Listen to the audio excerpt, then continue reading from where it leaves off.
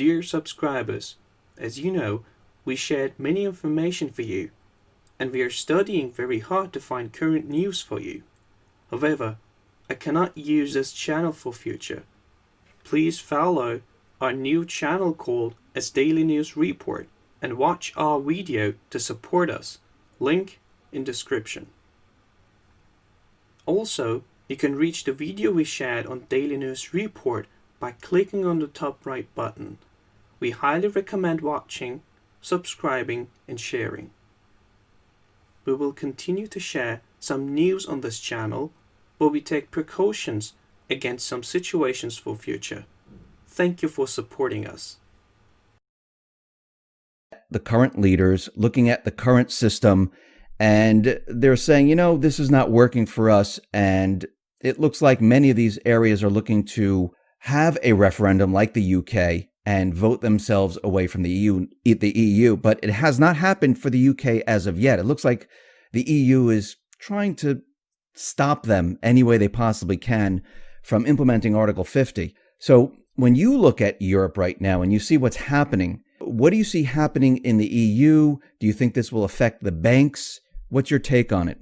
Well, this is a topical question for me. I got back here to San Diego at 8 o'clock last night, having spent 7 days on the road in Europe, which of course doesn't make me a European expert, but talking to our clients through Europe, the fear in the European community, at least in financial circles, is evident with the way that they are choosing to spend their money.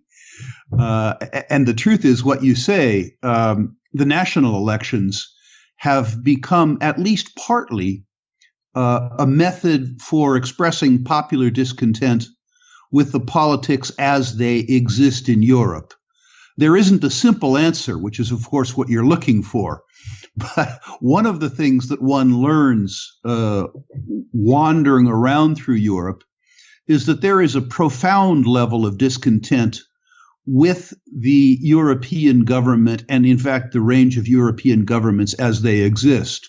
My own politics, as you probably know, are somewhere between libertarian and anarcho-capitalist. So that to the extent that an elected government fails, I always find some reason to rejoice. But my happiness isn't reflected by the broader politic. What I can say is that there's a uniform unhappiness with the fourth level of government in Brussels, which doesn't come as any particular surprise to me. If you can't make things work with three levels of government, why would superimposing a fourth work? But as to the pan-European referendum, I think what you're seeing is that the upcoming national elections in Italy and the upcoming elections in France will function in some way, shape, or form as a reflection on Europe. Now, the disagreements that you see are not uniform. I believe it was Mises or perhaps Mencken that characterized elections as advanced auctions of stolen property. And certainly what you're seeing in Europe is the political process writ large, where various various electoral groups are encouraging their elected representatives to shield them from the theft of the Commonwealth, at the same time as they're encouraging them to actively steal on behalf of local constituencies. And it makes absolute sense that you'd have a whole bunch of disaffected minorities. From my own point of view, the manifestation of this is the weakness in the euro and the concomitant strength in the dollar. Sprott's European customers, have told us that they expect between a trillion, it's easy to get three zeros confused, $1 trillion and $1.5 trillion euros may migrate to North America over the next 12 to 18 months. Not so much because of the strength of the U.S. economy, but because the U.S. economy is less challenged than the European economies. Do you think also that they'll rush into the dollar if the EU, if all the referendums hold and they, break away from the EU? I do believe that you will see dollar strength. I don't believe that this is because the U.S. economy is particularly strong, My own suspicion is that the U.S. economy more resembles your outlook for it than theirs. I remember Doug Casey saying that the U.S. dollar is in effect the prettiest mare at the slaughterhouse, which is saying that it's the worst major currency in the world with the exception of all of the others. The political affliction that you're seeing in the United States is similar to the political affliction that you see in Europe. It's just that we were 10 years late or maybe 15 years late in embracing the policies that have driven Europe to where they are now. So the U.S. looks relatively rather than absolutely strong. What do you think will happen to the precious metals market, gold, silver, if the European Union starts to disintegrate? That's the $15 trillion question, isn't it? My own suspicion is that in the next 5 years or maybe longer, that gold won't win the war against the U.S. dollar, but it will lose it less badly. I think this is an important note. This has happened twice before in my career. In 1975, both gold and the U.S. dollar did well. Similarly, in 2002, and in both cases, they were safe haven trades. Further, in both cases, towards the end of the combined move, the dollar rolled over and gold did very well. And that's the supposition that I have now. I think that you will see the U.S. dollar do well relative to other currencies, but I think you will also see gold do well, both in dollar terms and denominated in other currencies. My own experience in 40 years has been dollar-centric because I've lived in the United States. And from my own point of view, the most important determinant of the gold price in U.S. dollars has been the relative faith in the U.S. 10-year Treasury and gold. The U.S. 10-year Treasury has, of course, been in a 35-year bull market beginning in 1982. And although it isn't impossible that the U.S. 10-year Treasury could continue to do well, the truth is, after 35 years, my belief that bull market is much closer to the end than to the beginning, simply because of very low interest rates.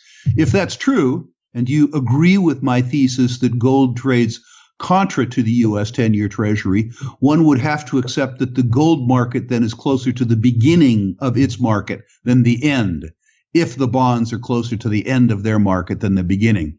And that's the situation that I see increasingly.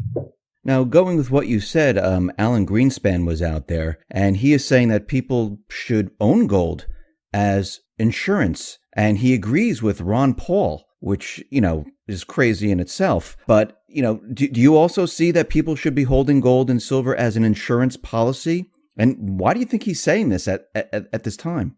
Well, remember that in the dim distance past, Alan Greenspan was one of ours. And my suspicion is that the thoughts that you and I describe publicly, Mr. Greenspan feels privately. I met him and spent some time with him a year ago and found him to be a thoroughly charming human being. And my suspicion is that he understands, as the partial author of our own dilemma, the Fed balance sheet writ large, that he understands how it unwinds. There is nobody like somebody who has caused a problem to understand the nature of the problem. And I would suspect maybe that I'm being too harsh. From Mr. Greenspan's point of view, during his period in time in Washington, our fiscal outlook was so completely out of control that had he not expanded the Fed's balance sheet, he believes that private borrowers would have been frozen out of the credit markets in totality. But irrespective of his culpability for where we are, I think his description of the dilemma that we face is completely honest.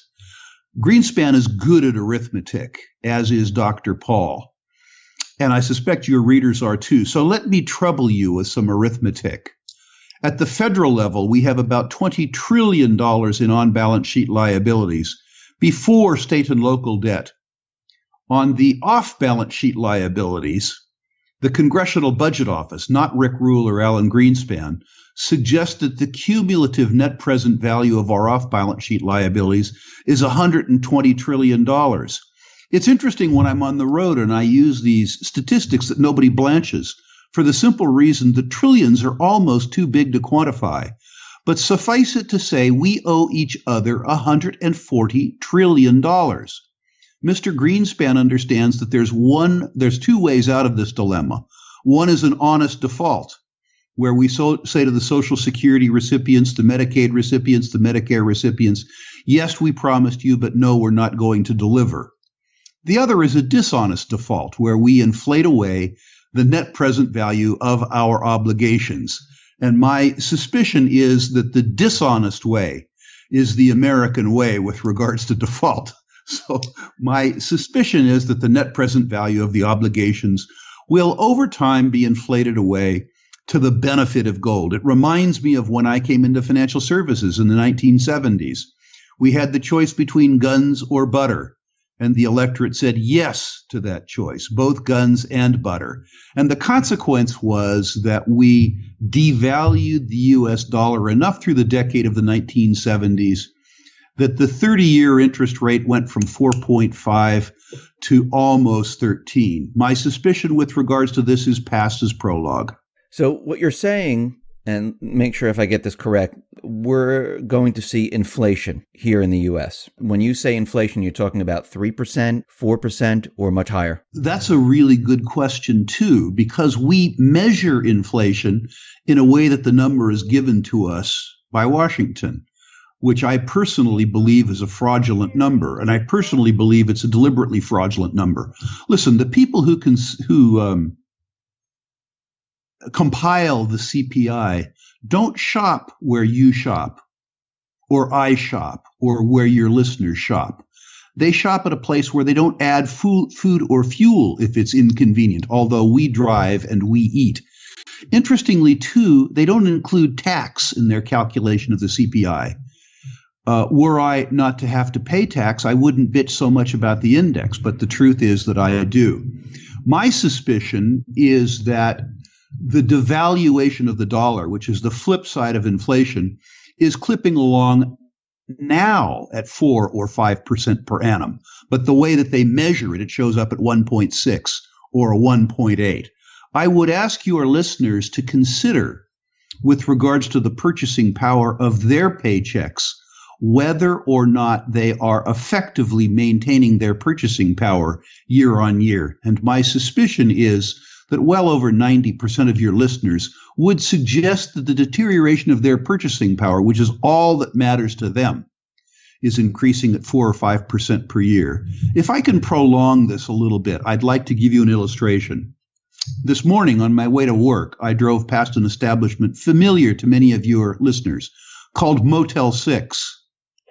When I was a young man, I had occasion to stay at Motel 6. It was named Motel 6 because the price of a room there was $6 per night.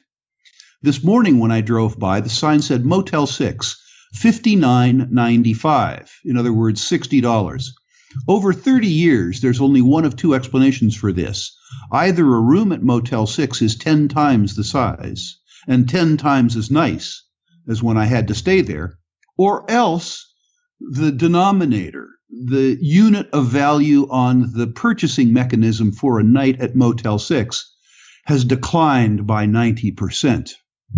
Now, with specific regards to gold, when a room at Motel 6 was cheap at $6 a night, an ounce of gold bought you 5 or 6 room nights. Now that a room at Motel 6 is expensive at $60, an ounce of gold buys you 13 room nights. The fact that gold hasn't merely kept its purchasing power, but rather has increased its purchasing power over 35 years through thick and thin and through many interest rate cycles speaks precisely to your prior question about whether your listeners should consider owning gold, only if they want to preserve their purchasing power. From everything that we've been talking about, Trump is out there. And he is saying that he's going to spend money, well, we should really say borrow money, to create jobs, bring back manufacturing, make the economy a lot better.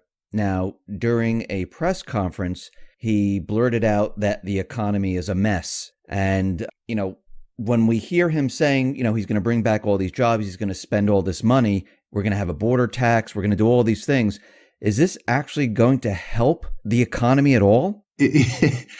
I'm at a loss. Mr. Trump says so many things that occasionally he says something that's true. I think not by design, perhaps.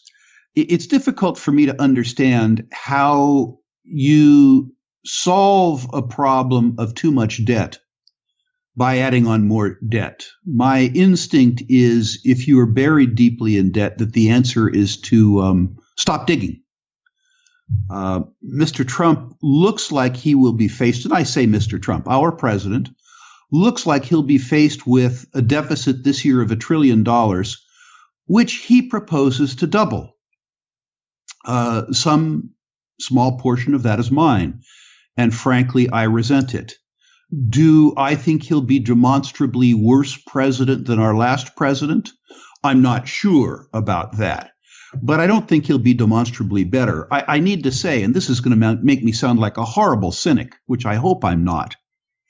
My hope for Trump is that he is so deeply despised by the Democrats and the establishment Republicans and the deep state and the conventional media that for 4 years he strives mightily and accomplishes absolutely nothing. The concept that we would have a president in office who wasn't able to do substantial harm for 4 years seems to me to be a blessing in disguise.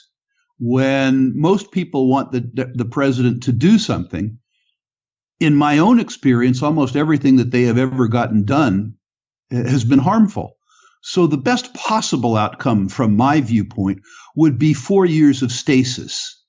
That is, that he published a bunch of tweets. He got a bunch of people angry.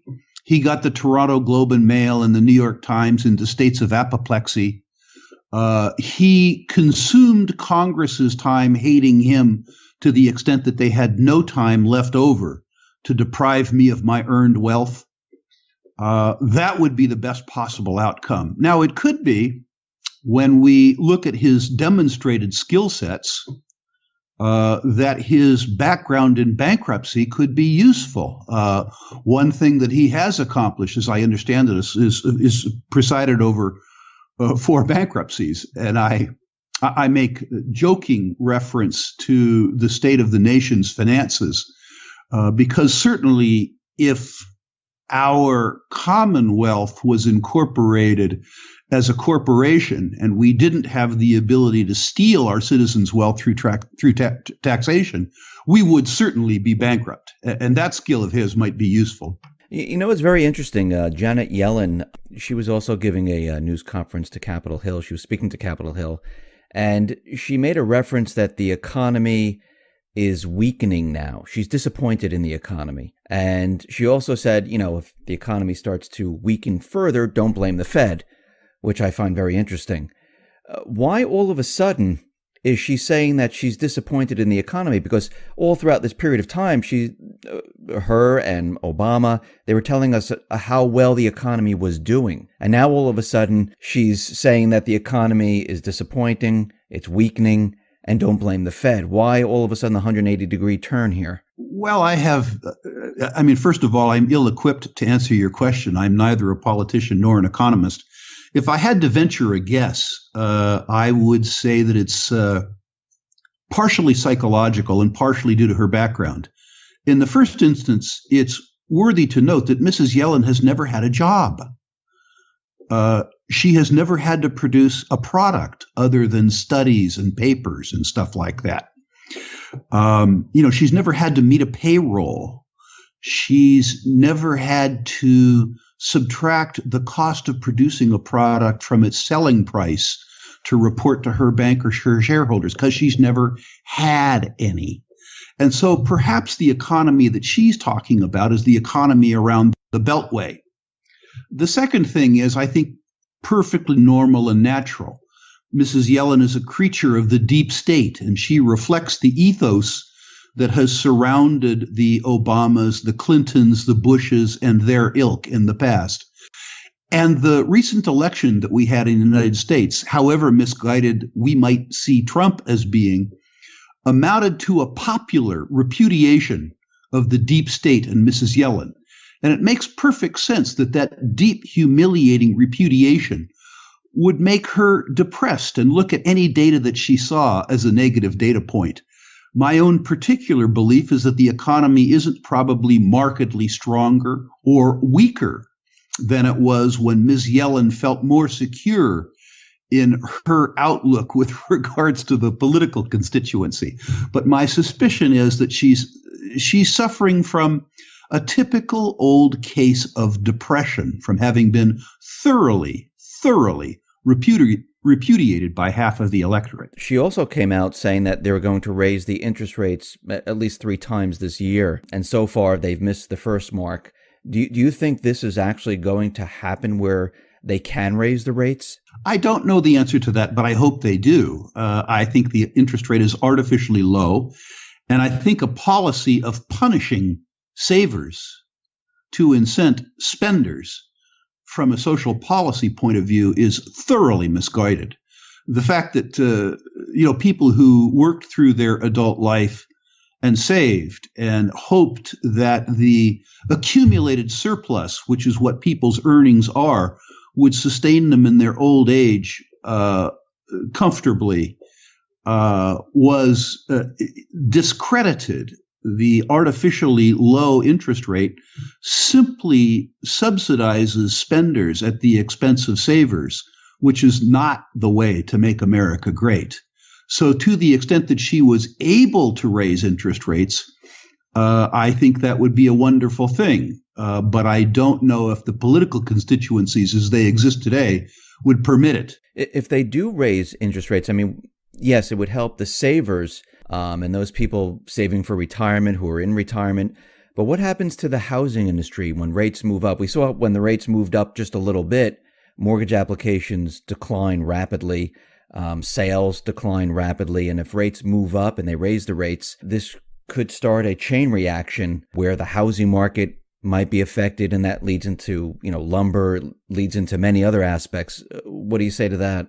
Reckonings are otherwise known as bear markets. Reckonings are cleansing events. And the longer that you forestall a reckoning, the longer that you forestall a repricing based to the carrying capacity of the economy, the uglier the resolution actually becomes. The truth is that bear markets don't cause wealth to go away. They redistribute it. The cynic would say that they redistribute it to those who deserve it. You know that if the markets fell by 20% overnight, the price of, the value of Procter and Gamble and Johnson & Johnson and companies like that, the value of those companies don't decline by 20%. The price declines by 20%. Similarly, if the housing price declines overnight by 25%, the utility of the house to the consumer doesn't change, but the ownership of the house may change. From the unwise to the wise. And while it's messy, it's not necessarily a bad thing. So you mentioned bear market, and there are individuals out there like Charles Nenner, Harry Dent, and many others who are using all different methods to look at the economy and look at the stock market. And they're saying, maybe in the third quarter of this year or sometime, we're going to have some type of correction. I mean, right now, when you look at the stock market, what is it really based on? Is it based on earnings? Is it based on profits? Is it based on sales? Because as we can see with many of the companies that are reporting in, we're not seeing that. I mean, Caterpillar, what do they have, like 25 months of negative sales declining sales? What do you see? Do you see the market declining anytime soon, or some type of correction coming? With the caveat that I'm really a credit analyst and not an economist. Yes. I see mixed signals in the economy. We're beginning to see my own sector, natural resources and precious metals, recover from what can only be described as a depression. That capital goods spending cycle has really impacted too companies like Caterpillar. In other parts of the economy, consumer goods as an example, you're seeing relative strength. When I look at the S&P 500 in our country, and I'm not qualified to understand deeply a lot of industries because I focused on natural resources.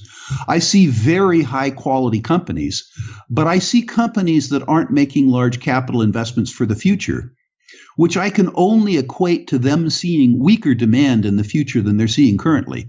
Because certainly the balance sheets and the income statements from the big part of corporate America are the best that they have ever been in my career. Profit margins are higher than they have been for 40 years. The 2008 financial crises scared the large corporations much more than they scared governments. So at the same way that they were hiding debts in the middle part of the last decade, they're hiding cash today so that they don't have to buy back stock or give it to shareholders. Those balance sheets and those income statements from historical standards are extremely strong. What scares me is a weakness in demand, not just in our economy, but in global economies, and artificially low interest rates. 2015 was probably the strangest year in markets in my career. People bought bonds for capital gains because they thought the interest rate was going lower, and they bought stock for income. Can you imagine that? A situation where you bought the asset class that was supposed to shield you, and you bought that for capital gains, and you bought stocks for income. We are in a part of the world that, from my own point of view, is completely uncharted territory. So I'm delighted that people like Harry Dent, who I have a lot of respect for, have the courage to do market forecasting, because I certainly don't. I can do it on a company by company basis. But the truth is that my crystal ball is cracked and cloudy. We see a lot of economic data out there pointing to a type of recession that we're in right now. When we look around, we see retail is contracting. We see the housing bubble is continually being blown up. The prices are moving up, but we see certain areas where they're starting to come down now and traffic's drying up.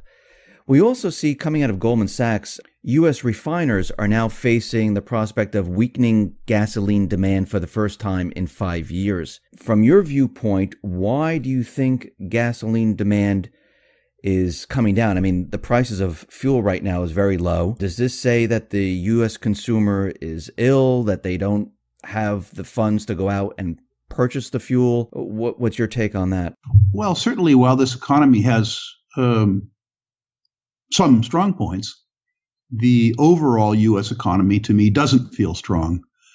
And although, again, I'm not an economist, I'm a credit analyst, I lay this to really three interrelated topics. The first is that there has been a consistent decline in the purchasing power of average Americans' wages for 25 years. And I think this has to do more with the individual than the system. Americans haven't upgraded their skills for 25 years. And in globalization, the fact that we have less to offer than our peers in other parts of the world means that our wages have stagnated because the contribution made by American labor to the finished products has been inefficient compared to the contributions made by Indian and Chinese labor. The second thing is related to that. We have chosen to have our cake and eat it too, in the sense that we have built up debt on the individual level and on the collective level to a point where we haven't seen these levels of debt before in our society. The last time that we had a reckoning in this country was really in 1980. And at that point in time, debt at the federal level was less than 25% of GDP. If we have a reckoning this time, and we have to have a reckoning eventually, remember that on-balance sheet liabilities at the federal level are now about 1 times GDP. In other words, we have about a quarter of the capacity to deal with it that we once had. And the third is that bear markets, however they take place, however ugly they are cleansing. They're a reset. And if you want to begin to have an efficient economy, you need to reprice all of the inputs with regards to the economy. The truth is that our whole country, not everybody in the country, but our whole country has been cannibalizing, if you will, the capital contributions that were made early on. We have not been carrying our consumption as a people for almost 30 years. Our lifestyle has not reflected the contributions that we've made to the global economy. And unfortunately, that will have to take place, and it will be unpleasant for many of us. So when you say a reset or a reckoning, what exactly do you mean? Like a complete like collapse of the system, like we had, like not collapse, but the system deteriorating like we had in 2008? I don't know if we'll have a catastrophic event like we had in 2008, although certainly I don't believe that we dealt with the root cause of that liquidity crisis. And my suspicion is if you don't deal with the root cause, you have a high risk of repeating it. But my own suspicion is that we need to relive the 70s in some way, shape, or form. That we face a reckoning as a society that will take a long time to reconcile. I don't know your own experience in the 70s, but my experience as a young man, very young man at the beginning of it, was sort of confusion as we reconciled the booms of the 50s and 60s. We reconciled the collective decision with regards to guns and butter. And that reconciliation was ugly. An equities market between 1968 and 1982 that lost half its value. A long, grinding bear market in equities. A bear market that was so deep and thoroughgoing that Business Week magazine published a cover called The End of Equities once. A situation where people's expectation of the purchasing power of their dollars was such that by the end of it, they demanded 15.5% as compensation for a U.S. 10-year bond. An economic circumstance that is severe but probably survivable. My hope is that as a society, we are spared the civil discord that we saw in the 1970s, which, as you know, turned violent on college campuses, turned violent in minority neighborhoods. We didn't have in this country the class-based warfare that we had in other countries, but it wouldn't surprise me to have more overt hostility between the haves and the have-nots, with the class of have-nots having expanded substantially over the last 35 years. Now, you talk about civil unrest and, rioting and things like that. And we see today there's a huge amount of movement with certain groups trying to remove Trump as president. Corporate media is out there. They're talking about the 25th Amendment, Article 4. He's losing it, so we can remove him. They're making all different type of cases on how we can get rid of Trump. And they're continually having protests. And a lot of them become very violent out in certain areas. What is your take on what is going on in the country in regards to Trump and all what we're seeing right now? I think those groups should all send Trump a check. He has done a better job mobilizing them than they have been able to do themselves for years and years and years. The truth on the face of it, from somebody who actually has an orientation towards freedom, that is, for a libertarian, the truth is that Trump resembles Obama fairly substantially. The forces of the so-called progressive forces couldn't demonstrate aggressively during the Obama regime because he was their figurehead. The person that we have in place is prescribing what is, from my point of view, exactly the same policies. He's doing it with very different language, but he makes a wonderful icon for their hate. From my point of view, Trump is the best mobilizer that the progressives have ever had. And they ought to be, congratulating him as opposed to reviling him because of the very fact that he is an icon for their discontent. The practical import of his policies relative to Obama's policies, from my point of view, as being part of what I would call a freedom constituency, is that there's absolutely no difference in the policies. There's an enormous difference in the rhetoric. For my last question, Rick, do you see any black swans or anything out there that might shake up the economy, the market? I do. I think that by the way, I'm a bull. I'm an optimist. I should answer that question in a way that none of the people that you interview probably ever do. I'm incredibly optimistic in the sense that the longest unbroken bull market in history is the ascent of man. It's just occasionally we collapse into collective stupidity when individually we're pretty good people.